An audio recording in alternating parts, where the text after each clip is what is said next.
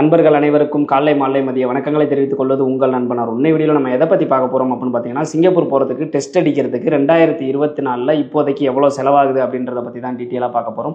So இந்த மாதிரி பயனுள்ள தகவலாம் தெரிஞ்சுக்கணும் அப்படின்னு நினச்சிங்கன்னா நம்ம சேனலை சப்ஸ்கிரைப் பண்ணி பெல் ஐக்கானை கிளிக் பண்ணி நோட்டிஃபிகேஷன் ஆல்னு கொடுத்து வச்சுங்க. அப்போ தான் நம்ம போடுற தகவல்கள் உங்களுக்கு உடனுக்குடனே வரும். நம்ம ஆல்ரெடி சொல்லியிருந்தோம், டெஸ்ட்டில் வந்துட்டு கோட்டாலாம் கொஞ்சம் கொஞ்சமாக அதிகமாக போகுது. நிறையா சென்டரில் வந்துட்டு நீங்கள் டெஸ்ட் அடிச்சிடலாம், அடுத்த மாதம் டெஸ்ட் அடிச்சிடலாம், அதுக்கு அடுத்த இன்னும் 2 மாதத்தில் டெஸ்ட் அடிக்கிறது ஓப்பன் ஆகுது அப்படின்னு சொல்லிட்டு ஆல்ரெடி அட்வான்ஸ் வாங்க ஆரம்பிச்சிட்டாங்க. நம்ம அதிலே சொல்லியிருந்தோம், நீங்கள் வந்துட்டு அட்வான்ஸ்லாம் அதிகமாக பே பண்ணாதீங்க, ஓப்பன் ஆக போகுதுன்னு தான் சொல்கிறாங்களே ஒழிஞ்சு கோட்டை அதிகமாக போகுதுன்னு தான் சொல்கிறாங்களே ஒழிஞ்சு கோட்டை அதிகமாயிருச்சு அப்படின்னு சொல்லலை. இந்த சூழ்நிலையில் ஒரு சில இன்ஸ்டியூட்டுகள் ஒரு சிலரை வந்துட்டு ரொம்ப குறைவான நபர்களை வந்துட்டு டெஸ்ட் அடிக்க வச்சுக்கிட்டு தான் இருக்காங்க. எப்படின்னு கேட்டிங்கன்னா, ஒரு சிலர் வந்து ஹைதராபாத்தில் போயிட்டு டெஸ்ட் அடிக்கிறாங்க. ஸோ இதுக்கெல்லாம் எவ்வளோ செலவாகுது, இந்த அமௌண்ட்டு இவ்வளவு செலவு பண்ணி நீங்கள் டெஸ்ட் அடித்து போகிறதுல ஒர்த்தா இல்லையா அப்படின்ற எல்லாத்தையுமே டீட்டெயிலாக பார்த்துருவோம். ஸோ இந்த வீடியோவை கடைசி வரைக்கும் ஸ்கிப் பண்ணாமல் பாருங்கள். இந்த வீடியோ பார்த்ததுக்கப்புறம் இந்த வீடியோ உங்களுக்கு பிடிச்சிருந்துச்சு அப்படின்னா, இந்த வீடியோவிலேருந்து ஒரு சில தகவல்கள் நீங்கள் தெரிஞ்சுக்கிட்டீங்க அப்படின்னு நம்புனீங்கன்னா ஒரு லைக்கை போட்டுருங்க. இந்த மாதிரி சிங்கப்பூர் போகணுன்னு நினைக்கிறவங்களுக்கும் உங்களோட இந்த வீடியோவை ஷேர் பண்ணுங்கள். இது மட்டும் இல்லாமல் சிங்கப்பூரை பற்றின அனைத்து தகவலுமே, இப்போதைய சுச்சுவேஷனில் என்ன பாஸில் போகலாம், எப்படி போகலாம், எது பெஸ்ட்டு, எப்படி போகக்கூடாது, ஏஜென்ட்டுகள்லாம் எப்படியெல்லாம் ஏமாத்துறாங்க அப்படின்ற எல்லா டீட்டெயில்ஸுமே நம்ம தெளிவாக வீடியோவாக போட்டிருக்கோம். ஸோ அதை எல்லாத்தையுமே பார்த்து ரொம்ப கேர்ஃபுல்லாக வெளிநாடு போங்க, ஓகேங்களா? எப்படியாவது வெளிநாடு போகணும் அப்படின்னு போகக்கூடாது. சரியான முறையில் போனால் தான் வந்து நீங்கள் ஜெயிக்க முடியும், சம்பாதிக்க முடியும். எப்படியாவது போனால் போதும்ன்ட்டு ஏதாவது ஒரு வழியில் போனீங்கன்னா ஒன்று ஏமாறுவீங்க, அப்படி இல்லைன்னா போட்ட காசை கூட எடுக்க முடியாமல் திருப்பி வர்றதுக்கான வாய்ப்புகள் இருக்குது, ஓகேங்களா? ஓகே, இப்போ பார்த்தீங்க அப்படின்னா வந்துட்டு டெஸ்ட் அடிக்கிறதுக்கு வந்து இப்போ எவ்வளோ அமௌண்ட், இப்போ நான் ரொம்ப குறைவான பேர் தான் போகிறதா நான் சொன்னேன் பார்த்தீங்களா? அதில் வந்துட்டு நம்ம சப்ஸ்கிரைபர்ஸும் நிறைய பேர் போயிருக்காங்க. அவங்களாம் நமக்கு வந்துட்டு மெசேஜில் வந்து சொல்லியிருக்காங்க. இப்போதைக்கு நீங்கள் சிங்கப்பூர் போகணும் அப்படின்னா கிட்டத்தட்ட வந்து வெயிட்டிங் டைமே வந்துட்டு 6 மாதத்துலேருந்து 1 வருஷம் வந்து டெஸ்ட் அடிக்கிறதுக்கு அட்மிஷன் போட்டிங்க அப்படின்னாவே வந்து 6 மாதத்துலேருந்து 1 வருஷம் வரைக்கும் ஆகுது. அதுக்கு அமௌண்ட் இப்போ எவ்வளோ கேட்குறாங்க அப்படின்னு பார்த்தீங்க அப்படின்னா, இப்போ நீங்கள் டெஸ்ட் அடித்தால், அதாவது 2024 இப்போ மே மாதம் நீங்கள் டெஸ்ட் அடிச்சிங்க அப்படின்னா அமௌண்ட் எவ்வளோ கேட்குறாங்க அப்படின்னு பார்த்தீங்கன்னா, ஃபஸ்ட்டு எடுத்தோடனே வந்துட்டு 3,50,000. இந்த 3,50,000 எதுக்கு அப்படின்னு கேட்டிங்கன்னா, உங்களுக்கு வந்து ட்ரைனிங் கொடுத்து டெஸ்ட் அடித்து பாஸ் பண்ணி சர்டிஃபிகேட் வாங்குற வரைக்கும் இந்த அமௌண்ட். அடுத்தது பார்த்தீங்க அப்படின்னா கம்பெனி போடுறது. கம்பெனி வந்து அவங்களே தான் போட்டு தருவோன்னு சொல்லிட்டு இப்போ போடுற இன்ஸ்டியூட்லாம் வந்துட்டு வெளியிலலாம் உங்கள்ட்ட பேப்பரே தரமாட்டேங்கிறாங்க. அவங்களே தான் வந்து நாங்கள் தான் போட்டு கொடுப்போம் அப்படின்ற மாதிரி சொல்லி அவங்களே வந்துட்டு உங்களுக்கு போட்டு கொடுக்குறாங்க, கம்பெனி போட்டு கொடுக்குறாங்க. அப்படி கம்பெனி போட்டு கொடுக்குறதுக்கு தனி அமௌண்ட். டோட்டலாக எவ்வளோ வாங்குறாங்க அப்படின்னு பார்த்தீங்கன்னா, 4,50,000 4,70,000 வரைக்கும் அமௌண்ட் வாங்குறாங்க, ஓகேவா? 4,50,000 4,70,000.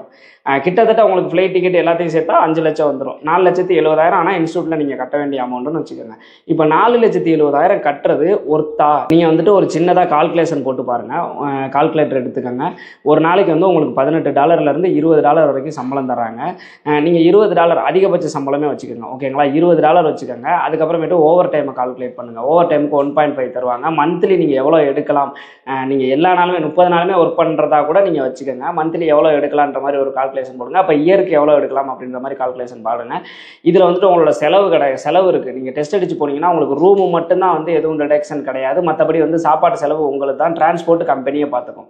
ஸோ உங்களுக்கு வந்துட்டு வெறும் சாப்பாடு செலவு மட்டுமே நீங்கள் கனெக்ட் பண்ணணும். அதுக்கப்புறம் ஃபோன் பில் இருக்குது, மற்ற செலவுகள்லாம் இருக்குது. ஆனால் நீங்கள் சாப்பாடு செலவு மட்டுமே ஒரு $150 மட்டும் சாப்பாடு செலவு போட்டுக்கோங்க. டோட்டலாக நீங்கள் கணக்கு பண்ணி பாருங்கள், ஒரு மாதத்துக்கு வந்து உங்களுக்கு எவ்வளோ சேவ் ஆகுது அப்படிங்கிறத. என்னதான் நீங்கள் ட்ரை பண்ணாலும் இந்த அமௌண்ட்டை வந்து நீங்கள் வந்து இந்த கடனை கட்டி முடிக்கிறதுக்கே உங்களுக்கு நல்ல கம்பெனி அமைஞ்சு எந்த ப்ராப்ளமும் இல்லை அப்படின்னா இந்த கடனை நீங்கள் கட்டி முடியும். அதாவது இந்த 4,70,000 செலவு பண்ணுறீங்க பார்த்தீங்களா, இந்த அமௌண்ட்டை கட்டுறதுக்கே உங்களுக்கு கிட்டத்தட்ட வந்து 13 14 மாதம் ஆகும். அப்படின்னா 1 வருஷம் பர்மிட்டு முடிஞ்சு அதுக்கப்புறமேட்டு தான் வந்து நீங்கள் இது பண்ணுற மாதிரி இருக்கும். ஏன்னா அதுக்கு 1 வருஷம் முடிஞ்சு அங்கிட்டு ஒரு 2-3 மாதம் நீங்கள் இந்த கடனே கட்டுற மாதிரி இருக்கும்.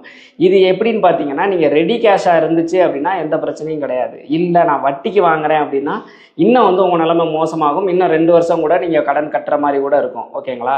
ஸோ நீங்கள் என்ன பண்ணணும் அப்படின்னு கேட்டிங்கன்னா, உங்கள்கிட்ட அமௌண்ட்டு கையில் இருக்குது, எந்த பிரச்சனையும் இல்லை, நான் கடன்லாம் எதுவும் வாங்கலை, என்கிட்ட அமௌண்ட்டு நிறையா இருக்குது, நான் உழைக்கவும் ரெடியாக இருக்கேன், கஷ்டப்படவும் தயாராக இருக்கேன், நான் வெளிநாடு போகணும் அப்படின்னு நினைக்கிறவங்க மட்டும் இப்போதைய சுச்சுவேஷனில் டெஸ்ட் அடித்து இவ்வளோ பணம் கட்டி போங்க.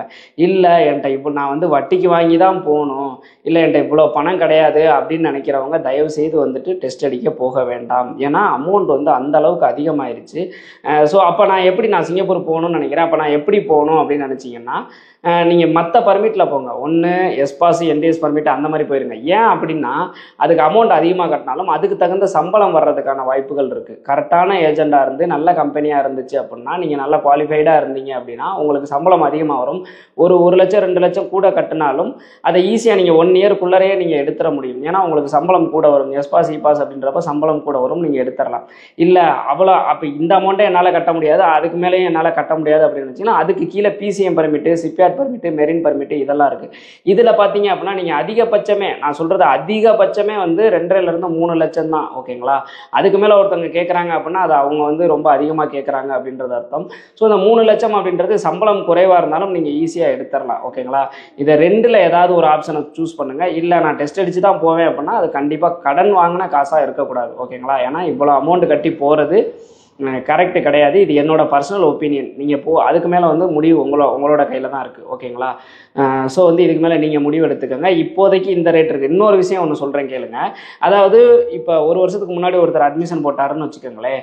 அவர்கிட்ட வந்து அவங்க சொன்ன அமௌண்ட் பார்த்தீங்க அப்படின்னா கம்பெனி போடுறதோடு சேர்த்தே வந்து 370 380 அவ்வளோதான். ஓகேங்களா? 1 வருஷத்துக்கு முன்னாடி அந்த நிலைமை இருந்தது.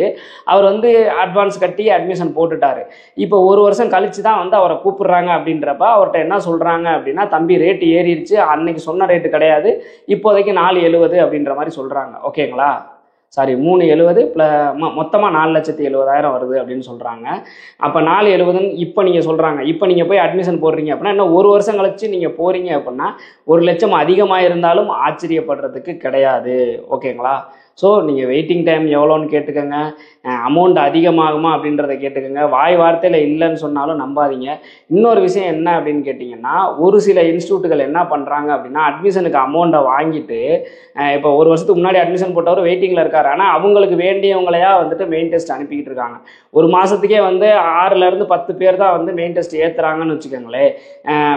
அவங்களுக்கு ரொம்ப வேண்டிய ஆள் யாராவது ரெக்கமெண்ட் பண்ணுறாங்கன்னா அவங்கள வந்து மெயின் டெஸ்ட் ஈஸியாக 1 மாதம் 2 மாதத்தில் ஏற்றிடுறாங்க. ஆனால் 1 வருஷத்துக்கு முன்னாடி பணம் கட்டினவங்க வெயிட் பண்ணிக்கிட்டு இருக்காங்க. இந்த மாதிரியும் ஒரு சில இன்ஸ்டியூட்டில் நடக்குது. ஓகேங்களா? நான் எல்லா இன்ஸ்டியூட்டையும் ப்ளேம் பண்ணலை, ஒரு சில இன்ஸ்டியூட்டில் இந்த மாதிரியும் நடக்குது. ஓகேங்களா? ஸோ ரொம்ப கேர்ஃபுல்லாக பணத்தை கட்டி கரெக்டான வழியில் சிங்கப்பூர் போங்க. இல்லைன்னா தயவு செய்து இப்போதைக்கு சிங்கப்பூர் போக வேண்டாம். ஓகேங்களா? வேறு எந்த டவுட் இருந்தாலும் கமெண்ட் செக்ஷனில் கேளுங்க. இந்த மாதிரி பயனுள்ள தகவலாம் தெரிஞ்சுக்கணும்னு நினச்சிங்கன்னா நம்ம சேனலை சப்ஸ்கிரைப் பண்ணி பெல் ஐக்கானை கிளிக் பண்ணி நோட்டிஃபிகேஷன் ஆல்னு கொடுத்து வச்சுங்க. இந்த வீடியோ உங்களுக்கு பயனுள்ளதாக இருந்துச்சு அப்படின்னா ஒரு லைக் போட்டுருங்க. அடுத்தது என்ன வீடியோ போடலாம் அப்படின்றதையும் கமெண்ட்டில் சொல்லுங்கள், உங்களுக்காக நான் போடுறேன். ஓகேங்களா? மீண்டும் ஒரு வீடியோவில் சந்திக்கும் வரை உங்களிடமிருந்து விடைபெறுவது உங்கள் நண்பன் அருண். பாய்.